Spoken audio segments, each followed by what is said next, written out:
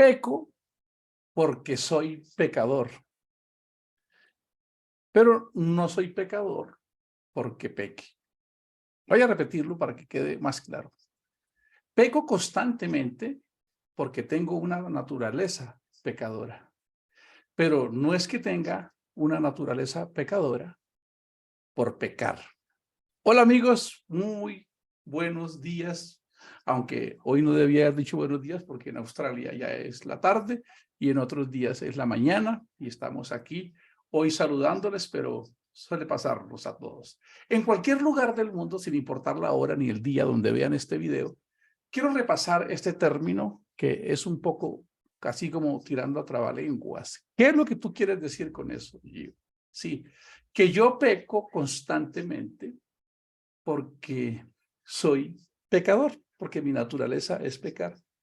Y no es que el pecar el que me haga un pecador, es todo lo contrario. Es porque dentro de nosotros habita esa naturaleza que tiene que ver que soy siempre proclive, constantemente, como lo dijo Dios allá en el capítulo 6 y 8 de Génesis, cuando empezó a hablar sobre el primer recuento del fracaso de la humanidad, cuando Dios dijo, no voy a contender con el hombre, porque el hombre desde jovencito, en su corazón, hay una constante a hacer el mal y a pecar. Bueno, los seres humanos, desde que nuestros padres, Adán y Eva, dijeron, nosotros queremos la independencia de Dios, nosotros vamos a poder lidiar con nosotros mismos, con nuestra naturaleza. Recuerden que cuando Adán y Eva comieron del árbol del bien y del mal, el bien y el mal quedó fusionado en ellos, como hoy en nosotros. Así que en nosotros operan ambas constantes. Ambas procuran tomar el control. Y es lo que estamos hablando aquí en este momento. Pero es muy importante que nosotros sepamos definir qué es pecado. Si lo leemos desde el concepto religioso, vamos a quedar más frágiles ante esta situación. Para eso necesitamos conocer el original, la raíz en que se escribió esa palabra pecado. Esa palabra pecado en hebreo es yatta, con doble T, J-A-T-T-A, yatta, y su traducción más precisa es errar al blanco. ¿Cómo les parece? ¿Sí? Es decir, como cuando alguien tiene un arco con su flecha y le va a apuntar a un objetivo, pero es novato, es inexperto, no logra acertar porque le falta pericia y le falta conocimiento para manejar el arco y la flecha. Bajo esa misma connotación es que nosotros somos inexpertos en manejar la inclinación o la vocación constante que hay en nosotros, porque la palabra lo dice muy bien, porque el designio de la carne, escuchen, la palabra designio de la carne va contra los designios de Dios. Esa palabra designio es un sinónimo de propósito. Quiere decir que esta carne, por naturaleza, tiene un propósito. Así es. Cuando ustedes en el capítulo 8 de Romanos, el apóstol Pablo escribe muy claramente que esta carne no se sujeta a Dios, es decir, no está haciendo lo que le agrada porque no puede. Pero, ¿qué tal si la viéramos como una especie de entrenador constante que nos exigiera sacar lo mejor de nosotros para también entrenarla a que en algún momento nuestro cuerpo sea un siervo de la parte espiritual? Así que cuando logramos entender que la palabra pecado lo que significan realmente es que soy un inexperto, que no logro alcanzar el propósito, el objetivo medular para el que Dios me diseñó, ser un inexperto en manejarme, fallar en no utilizar el manual de instrucciones para poder vivir como Dios quiere. Eso nos suele pasar en el día a día cuando compramos un teléfono o un electrodoméstico, cuando nosotros empezamos a manejarlo rápidamente sin leer las instrucciones, muchas veces hasta lo dañamos o perdemos funciones o nos perdemos en el uso de esa nueva tecnología. Pues eso fue lo que hicieron Adán y Eva. Dios les dijo, ¿ustedes quieren seguir viviendo bajo el manual de instrucciones que yo les doy? Ellos dijeron, no, nosotros podemos vivir sin el manual y nosotros nos conducimos mismos, nosotros solitos. Nosotros podemos ser como tú porque nosotros podemos, al estar fusionados con el bien y el mal, nosotros podemos controlarlo. De manera que es mucho más liberador para el cristianismo que pueda verse a sí mismo no como un vulgar pecador desechado y sin esperanza, a alguien que realmente lo que tiene es dentro de sí una oportunidad de encontrar la forma de vivir y la forma de conducirse para encontrar el propósito superior o, en palabras del apóstol Pablo, el premio del supremo llamamiento, como lo dice él acertadamente. El premio del supremo llamamiento. Entonces estamos hablando que nosotros estamos como novatos, como aprendices de la vida. Por eso nos dejó el manual de instrucciones. Es tan preciso cuando decimos que yo soy un inexperto en saberme conducir, en poder lidiar con la inclinación del mal que hay siempre constante. Y para eso Dios me da entonces la Torá, que significa el manual de instrucciones para que yo tenga la guía para poder pasar de inexperto a experto. Así de maravilloso y de sencillo es esto. Alta plastilina, como se lo dijo a Josué, ¿sí? No se apartará ni de día ni de noche este libro de instrucciones, sino que meditarás en él para que pongas en práctica todo lo que Dios te ha dicho. Y entonces harás prosperar tu camino y todo te saldrá bien. Pero no como una respuesta mística, sino como cosechar el fruto de mis acciones. Como Jesús también lo expresó, todo lo que el hombre sembrare, eso cosechará. Esa es la palabra de Dios y ese es el desafío que esta comunidad llamada Generación Cristo, con un grupo de amigos a nivel internacional, hemos ido uniendo nuestras voluntades, nuestros sueños, nuestros recursos para poder llevar un mensaje que sea aplicable a la vida cotidiana. La mayoría de los predicadores siempre les prometemos a las personas que un día seremos parecidos a Dios en la semejanza y que nos enfoquemos porque es allá donde no habrá llanto, ni habrá dolor, ni lágrimas, de manera que aquí no hay esperanza. Sin embargo, aquel que es Dios con nosotros, porque es lo que significa Emmanuel, enseñó todo lo contrario. Él quería ser verdaderamente 100% hombre. Nosotros predicamos que queremos ser 100% parecidos a Dios allá, semejantes a él. Pero aquel que es Emmanuel y que es Dios, enseñó lo contrario, a que fuéramos el Hijo del Hombre. Por eso él se presentó como el prototipo. Y Pablo lo sabía también, que dijo que todos un día lleguemos a alcanzar esa altura, esa estatura, esa plenitud de un varón perfecto como Cristo. Quisiera contarles que este mensaje llegó a mi vida hace muchos años, tal vez 38 años, desde la primera vez que lo escuché a través de mi familia, de mi señora madre, de mi viejita querida. Y no lo acepté ahí mismo, estaba muy joven, tenía como 14 años, pero a los 21 años acepté este mensaje y hoy tengo 52 años y eso hace que estoy caminando. Dentro de ese proceso, lo que yo puedo decir es que todo esto que estamos leyendo aquí, yo lo era. Y aún después de convertirme, seguí siendo parte de eso y seguí cometiendo muchos desaciertos por mi emocionalidad, por mi carnalidad, por no estar entrenado. Y eso hace que nosotros quebrantemos valores. Y muchas veces esos valores, cuando se quebrantan de manera repetitiva, terminan quebrantando principios y nuestro testimonio no sale tan bien librado. Y por supuesto, el evangelio. ¿Por qué es importante que digamos esto públicamente? Porque queremos que el mensaje quede claro y no estamos diciendo que de aquí para allá somos una cantidad de santos y de aquí para allá una cantidad de malos pecadores.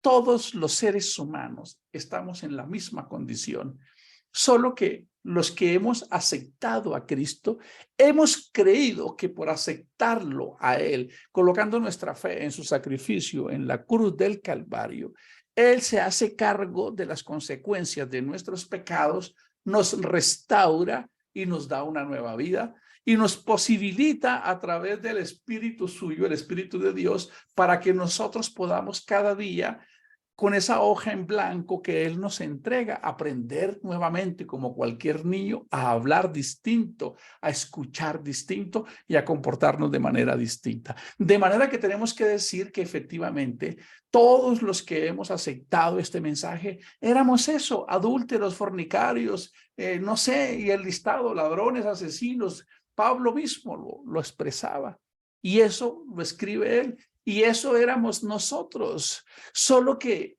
no queremos vernos aquí como unos santurrones, sino como algunos que hemos alcanzado esa provisión de creerle que sin importar quiénes éramos, Él nos ha restaurado. Por eso el mensaje de ayer sé que es un mensaje desafiante, porque muchos hemos fallado y cuando la sal cae en una herida tiene ese principio activo que incomoda, que arde un poco, pero es necesario porque necesitamos, si queremos que esto cambie, quisiera que pensáramos un poco si el desenlace de la restauración de todas las cosas del reino de los cielos se tardara unos 200 años. Yo quisiera preguntarme, si no hacemos algo, ¿de qué nos sentiremos orgullosos nosotros en las generaciones venideras? ¿Cuántos de nuestros hijos contarían la historia donde nosotros nos levantamos y pusimos nuestra postura para prever que si seguimos en esta hecatombe, nuestros hijos y los hijos de nuestros hijos y los hijos de los hijos de nuestros hijos estarán en una miseria emocional cual nunca ha existido en la historia de la humanidad?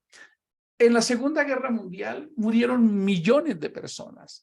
Este siglo es el siglo del fracaso de la humanidad. Alrededor de 100 millones de personas murieron. En los campos de concentración, entre judíos, polacos, gitanos y otras personas, murieron alrededor de 10 millones de seres humanos. Pero ellos añoraban vivir. Ellos luchaban por sus vidas hasta el último momento, como lo escribió muy bien Víctor Frank en su libro El hombre en búsqueda de sentido. Pero esta sociedad de este momento está en una situación peor que la en los campos de concentración, porque en medio de la abundancia no estamos queriendo vivir. Hemos perdido la fuerza y la motivación de vivir. Las conversaciones de los jóvenes y de algunos adultos es ¿y qué más sigue? ¿Y cuál es el sentido de la vida? Por eso la estadística se va reajustando cada vez más y se está vaticinando que están suicidándose cada 30 segundos una persona. Y lo tremendo es que esto se va a seguir aumentando. La Organización Mundial de la Salud ha vaticinado que en los próximos años vamos a tener alrededor de 1.000 millones de seres humanos sumidos en trastornos mentales, en ansiedad, en depresión, en angustia, en los nuevos mendigos sociales, los mendigos de la aprobación, de vernos bonitos, de que alguien nos acepte. Y toda esta consecuencia tiene unas raíces basadas en ese pecado, en esa inexperiencia de sabernos conducir. Por eso tenemos que hacernos cargo y decir, si nosotros realmente creemos que cada vez que hay elecciones presidenciales, un hombre nos va a arreglar el país, estamos todavía más oscuros que nunca, porque ya Jesús lo había escrito en el libro de Mateo, si un ciego guía a otro ciego, todos dos van al hoyo. ¿Qué quiere decir? Que nosotros no tenemos como cristianos un sentimiento de acusar o de culpar o de hacer sentir mal a alguien porque todavía no conoce este mensaje o no opta este modelo de vida. Estamos todavía, como ustedes, luchando con las mismas circunstancias, pero nos hemos prendido de su fe, como dice su palabra, así como hace muchos años, cuando el pueblo de Israel vivió una crisis y las serpientes mordían a todos aquellos y perecían. Hubo un mandato de Dios y le dijo, levanten una serpiente de bronce y todos los que vean esa serpiente de bronce y pongan la fe que al verla las serpientes no los morderán, parará la mortandad. Entonces el mismo Jesús diciéndole esto al tercer hombre más importante del Sanedrín, Nicodemo, le dice: asimismo el Hijo del Hombre será levantado para que todo aquel que en él crea, que sea un deprimido, que sea alguien sin propósito, que ande perdido y en oscuridad, venga a mí y yo le daré de mi naturaleza, le daré una solvencia emocional para que pueda vivir en gozo y en paz. Así que hoy debemos decir esto, amigos, familias, aliados, quizás los que defienden la unión libre, el adulterio, la fornicación. ¿Cómo nos podríamos ver nosotros como unos anticuados, como unos puritanos, como unos retrógradas por decir esto? Si no decimos esto en 3 generaciones, el caos que se va a vivir es de proporciones incalculables. Es un problema mayúsculo. Así que tenemos que decirle a la sociedad: fornicación, adulterio, ideología de género, robo, ambición, todo esto va a llevar a la sociedad a un caos y seremos responsables de eso. Así que hoy nosotros debemos levantarnos y decir: estamos saliendo, luchamos como ustedes con eso, pero necesitamos hacer algo por esos niños que nacerán desprovistos de madurez emocional, de solvencia emocional. Por eso el mensaje es tan poderoso cuando Jesús le dice: oíste que fue dicho, no cometerás adulterio. Pero yo os digo que cualquiera que mire a una mujer para codiciarla, ya adulteró con ella en su corazón. Y el Señor Jesús hace una especie de declaración incomprensible. Todavía para esta época el cristianismo no ha logrado entender lo que Jesús dijo cuando dijo: por tanto, si tu ojo derecho te es ocasión de caer, sácalo y échalo de ti. Pues es mejor que se pierda uno de tus miembros y no que todo tu cuerpo sea echado al infierno. Y si tu mano derecha te es ocasión de caer, córtala y échala de ti, pues es mejor que se pierda uno de tus miembros y no que todo tu cuerpo sea echado al infierno. Es tan radical y tan contundente lo que Jesús nos está queriendo decir, que si nosotros no tomamos una reacción contundente, si no nos determinamos, si no enfrentamos la situación, estaremos simplemente siendo unos complacientes pasivos, pecadores arrastrados por nuestras propias concupiscencias, como bien lo estableció Santiago cuando dijo: no diga que cuando alguien es tentado de parte de Dios, sino que de su propia sensualidad, de ese desenfreno que hay en nosotros, somos seducidos y arrastrados hasta que damos con el pecado y este desencadena en la perdición del hombre. Así que vamos a revisar qué fue lo que Jesús quiso decir cuando dijo: sácate el ojo derecho o la mano derecha. La pregunta es: ¿y si me saco el ojo derecho, ya dejaré de tener la oportunidad de codiciar a una mujer con el otro? La respuesta es clara que no. Y si con esto tocaba o tomaba o robaba algo con la derecha, con la izquierda quedaría ya limitado, ¿seguiría la misma condición? La respuesta es sí. Lo que Jesús está queriendo, utilizando alguna de esas herramientas que él siempre utilizó, como la parábola, la paradoja, la alegoría o las historias, nos está contando acá, nos está dando una especie de paradoja para que nosotros podamos entender lo relevante de nosotros entrar en acción y no simplemente dejarnos llevar por los sentidos.